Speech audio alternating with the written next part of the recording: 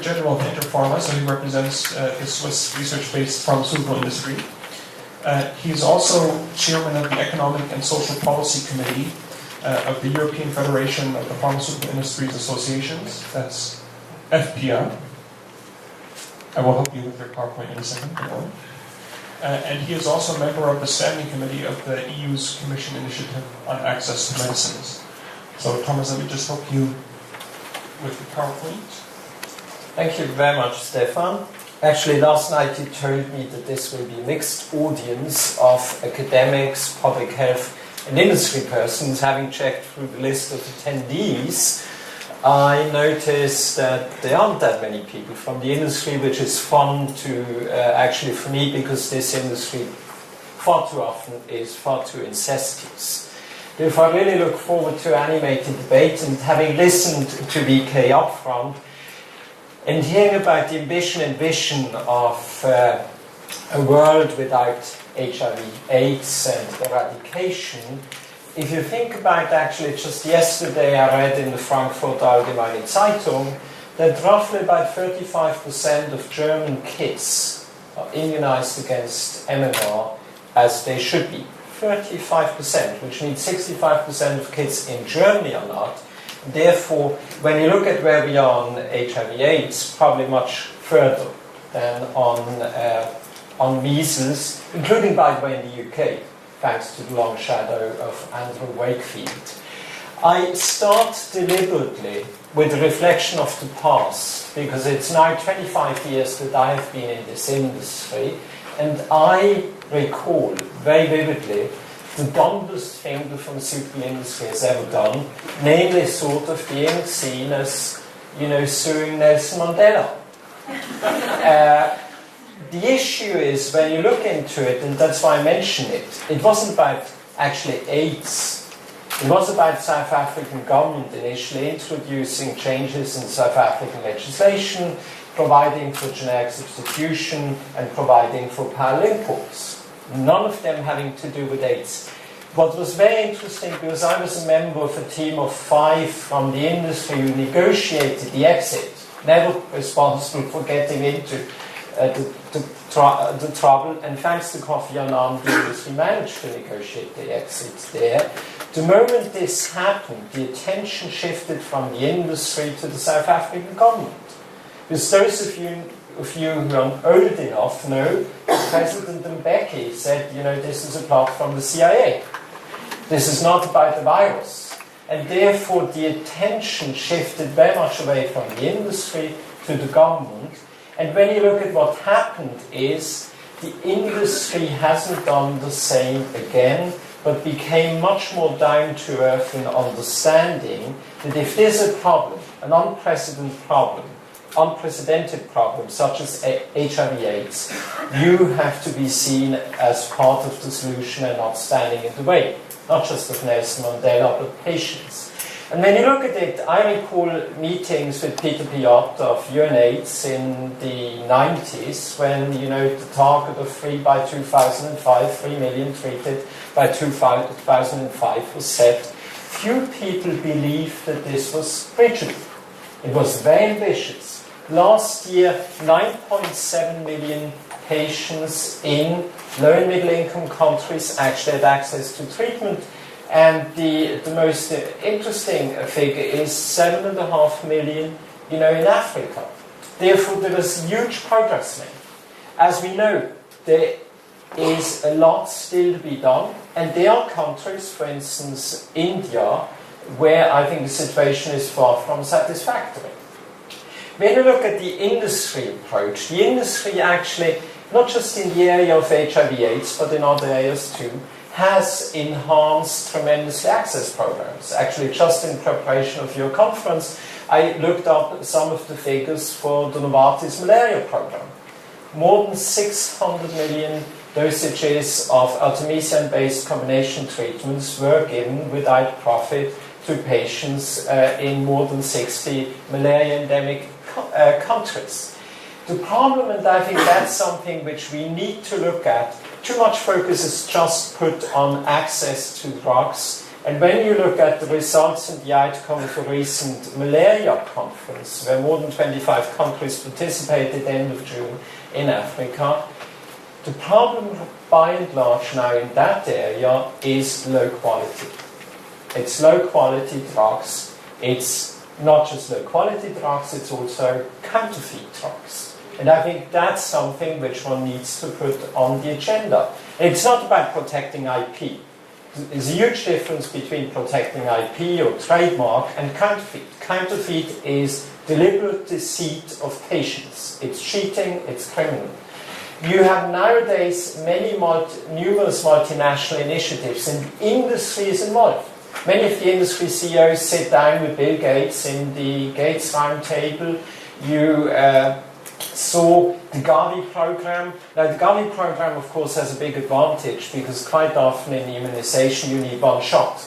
Therefore, it's easier to make sure that the vaccines reach the patients for which they are destined for. And I'll say a word about that. There are numerous initiatives from companies. You have a huge increase when you look back at where we were when the AIDS, South African lawsuit was still pending. You now have, already by 2009, we didn't find more recent data, more than 700 million treatments given. Big target, joint objective of IFPMA, where I'm a member of the council, and WHO and the Gates Roundtable and others, to reach more than 1.4 billion by 2020. There are a number of successful multi-stakeholder initiatives. You can't expect the industry on its own, be it generic, be it RX, to solve the problems of the world. We need to sit down together. We need to be less dogmatic from either the side of the RX industry or from others. And we need to collaborate. And you see a number of issues, Global Fund, Gavi, and the Gates Foundation mentioned here. One element which I'd also like to flag, because it's really intriguing, and you will get the slides here, is drug discovery and development remains high risk. That's when you look at the red lights, those were programs stopped because, something did not work. When I look back into the 90s, actually, one of the big contributions of the RX industry in the 90s was that RX companies, the 5 or 6 top companies, pooled resources in the collaborative effort on speeding up combination treatments. Actually, you had probably more lawyers involved because of competition law concerns than you had researchers involved. But I know that this really helped tremendously to speed up development and discovery of more effective combination treatments. And when you also look into the 9.7 million people who have access, a lot of them, of course, have access to generics. Now, many of them have access to generics which are manufactured with licensing, for instance, from Gilead. Gilead is probably now the biggest contributor to effective AIDS treatment in the world.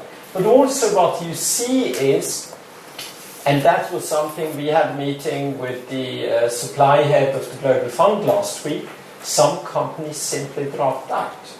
And that is one big concern I have personally.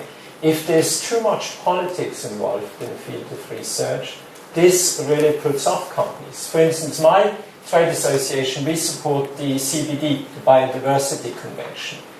When you look at the CBD discussion, which is to preserve biodiversity, there's a lot of talk about access benefit sharing.